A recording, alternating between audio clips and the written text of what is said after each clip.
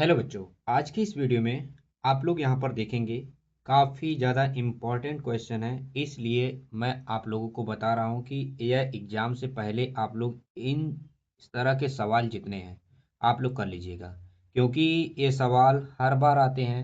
ऐसे सवाल हर बार रिपीट करते हैं और एक ऐसा क्वेश्चन है जो अनुपात में आपको एक सवाल आपको दिखेगा 100%। ठीक है।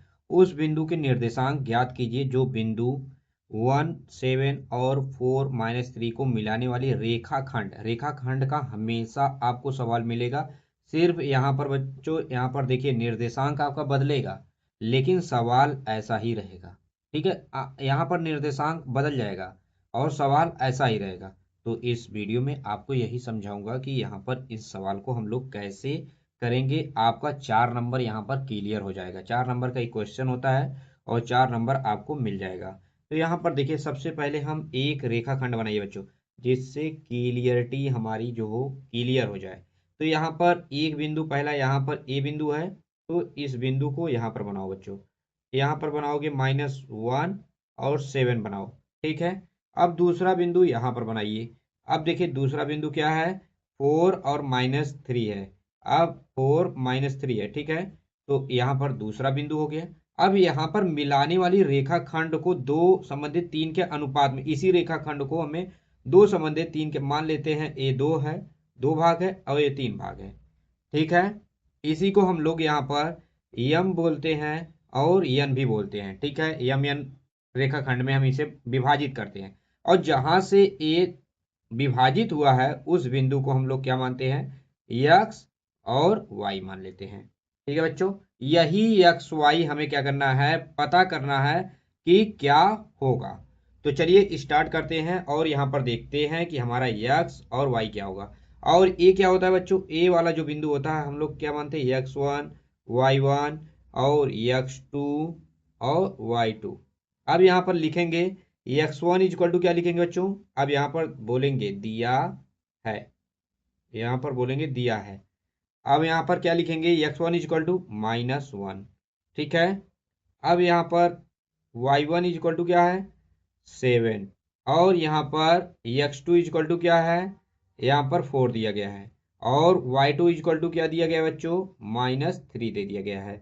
अब यहाँ पर देखेंगे हम लोग कि हमारा m इक्वल टू क्या दिया गया है, m इक्वल टू जो दिया गया है 2 दे दिया गया है। और n इक्वल टू क्या दिया गया है बच्चों, n इक्वल टू 3 दे दिया गया है। यहाँ पर इतना चीज हमें यहाँ पर दे दिया गया है। ठीक है। यहाँ पर इतना चीज हमें इस सवाल में दिया है, जिसको हमें इस सवाल से अब लगाना है। अब यहाँ पर हमें फार्मूला बच्चों पता होना चाहिए कि यहाँ पर हम लोग कैसे लगाएंगे इसे। तो आपको पता है कि यक्स इज इक्वल टू क्या होता है। अब यहाँ पर देखिए यम, अब यहाँ पर यम है तो यम x2 प्लस यन x1 बटे यम प्लस यन, ये हो जाता है। अब यहीं पर पूछा जाए y इक्वल टू क्या होगा बच्चों, तो यहाँ पर हो जाएगा हमारा यम y2 प्लस यन y1 बटे यम प्लस यन, ये हो गया। अब यही x की वैल्यू अगर हमें पता चल जाएगा तो यहाँ पर हमारा मान क्या होगा, निकल जाएगा। तो सबसे पहले हम यहाँ पर x का मान यहाँ पर निकाल लेते हैं। तो यहाँ पर देखेंगे हमारा x कितना होगा, यहाँ पर देखिए। अब यहाँ पर यम का मान कितना है बच्चों, 2 है, तो यहाँ पर 2 रखेंगे। x2 का मान कितना है, यहाँ पर देखेंगे 4 है, तो यहाँ पर 4 रख देंगे। प्लस यन का मान यहाँ पर कितना है, 3 है, तो यहाँ पर 3 रखेंगे। x1 का मान कितना है, -1 है, यहाँ पर -1 रखेंगे बटे। अब यहाँ पर यम प्लस 2, तो यहाँ पर 2 प्लस यन का मान कितना है, 3 है, तो यहाँ पर इतना हो गया। अब यहाँ पर इसे हम क्या करेंगे, सॉल्व करेंगे। तो यहाँ पर देखिए x इक्वल टू क्या आ जाएगा बच्चों, अब यहाँ पर देखिए x इक्वल टू हमारा क्या आएगा, तो यहाँ पर हमें देखना है। तो यहाँ पर आप लोगों को दिख रहा होगा कि यहाँ पर 2 चौका 8 हो जाएगा। अब यहाँ पर क्या होगा, -3 हो जाएगा और बटे 5 हो जाएगा। अब x इक्वल टू क्या आ जाएगा, 8 में से 3 गया 5, 5 बटे 5 बराबर एक्स इज इक्वल टू क्या आ गया बच्चों 1 हमारा यहाँ पर एक्स की वैल्यू आ गई है। अब यहीं पर हम वाई की वैल्यू निकालेंगे। यहाँ पर क्या होगा वाई।